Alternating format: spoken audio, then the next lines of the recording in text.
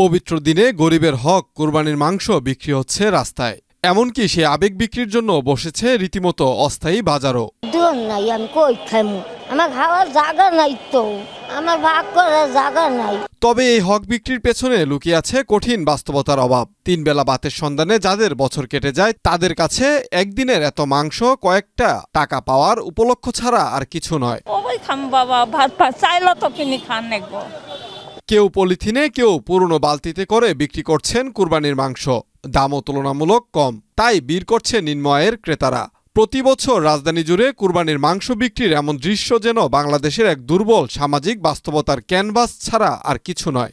ভাই আমদানি বেশি, আর একে তো ধরো এলা কাল্লার ছাট মাঠ, এই জন্য জনগণ বেশি আছে, এই জন্য অবস্থা খারাপ হয়ে গেছে। এগুলো আমাদের কামের লোক নিয়ে আছে, হার লেইনি বাসার লোক, এই জন্য এলা বিক্রি হচ্ছে।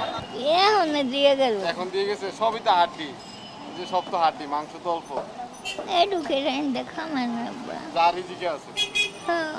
ইসমাইল সরকার, মাই টিভি, ঢাকা।